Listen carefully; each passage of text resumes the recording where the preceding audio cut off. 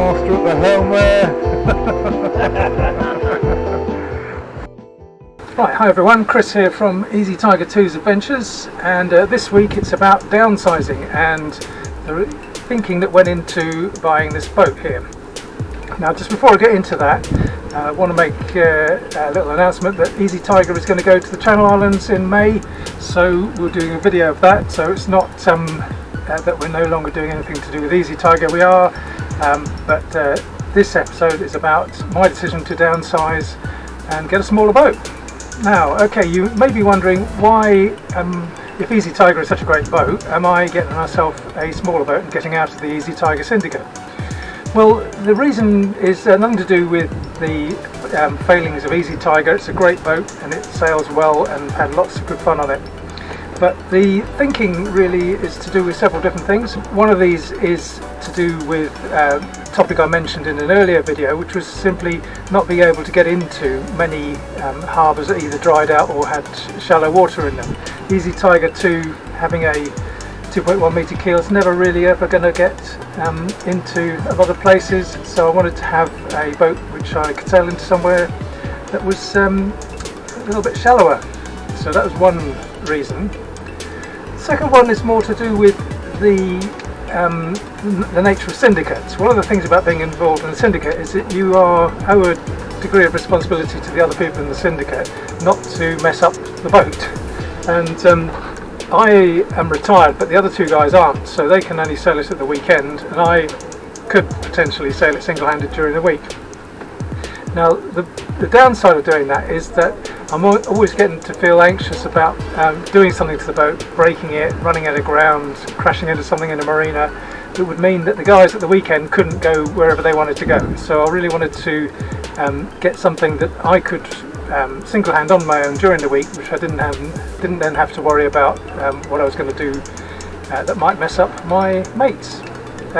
The other thing which follows on from that, given that I'm intending now to own the boat 100% myself, I want to spend most of my time sailing it, so I'm not trying to get myself a boat which is a project which involves lots of work. And the trouble with something like Easy Tiger is that it has an awful lot of systems. So it's got, hot water system, pressurized water system, toilet, fridge, all these other sorts of things, all of which are things which need servicing and need maintaining and can go wrong. And then of course there's the diesel engine and the drive shaft going through the hull, all that kind of stuff. So I was kind of looking for something simpler. I've been having had to do 2 cutlass bearings on Easy Tiger. The last thing I really wanted to do was to do a third one on another boat, so I'm looking for something which has got an outboard so that I don't have to muck about with the diesel engine. Okay then, so what am I after? I'm after a small boat that's going to be easy to handle, that's very simple, and I also want to be able to race it. So I want something which is going to sail nicely. I want to do things like the Round the Island race, and that's going to be one of the first sort of targets for this project, is to do the Round the Island race, but do some club racing, as well as doing some sort of mild cruising, so sort of 2 or 3 days away camping in the boat like this. So I started looking around, and of course when you do look around you start to find things which are really quite exotic and would be really rather nice to have. So I thought, just out of interest, I'd show you a few boats which I was thinking about. So the first of these is the Django 770 from Marriott Haute, which is a French company which used to make mini transat races. And this is a really nice boat which kind of ticks all the boxes. 25 foot long, really rather nice, available in all sorts of configurations of keels and motors, and very, very nice indeed. The same company has a smaller version, the 670, which has a bulb keel and can dry out on its bulb keel and its rudders, as you can see in the picture. Then there was the Elan 210, which later became the Elan 1.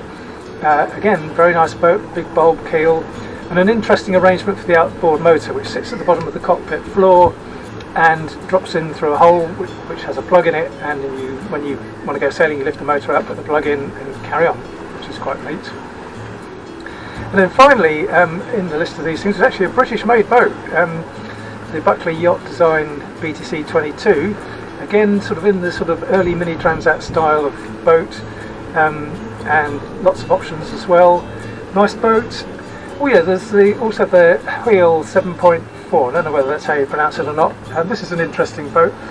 This is the only boat I'm aware of that has two swinging keels. It's got lifting keels, and they both come up, and then the boat sits on the ground when you wind them up.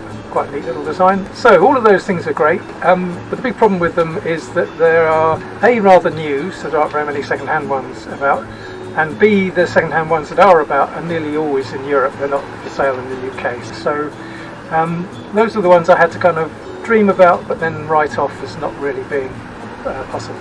So I had drew up a list of things which I thought I'd have a look at and go and see if they came up in the market. So first of these was the Red Fox 200, which is an interesting boat because it has no keel. It's got dagger boards and can be lifted up so it can dry out in the bottom, and it even has an internal enclosed head with a 20-foot boat, which is quite interesting.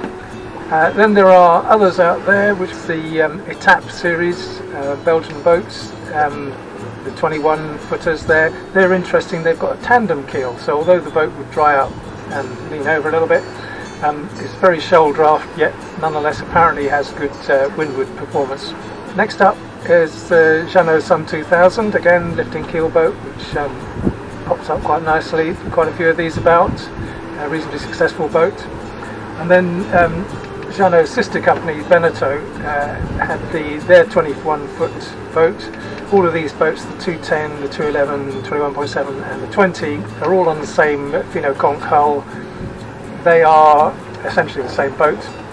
The 20 had a slightly different rig, but basically it's the same boat. And these are quite numerous. There's quite a lot of these out there because it's one of Veneto's most successful yacht designs.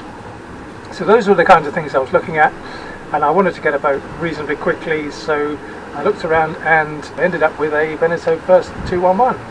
Alright then, so that's how I decided to downsize and the decision making I went through. More on that boat in future episodes, but the next episode is likely to be about Easy Tiger's trip to the Channel Island.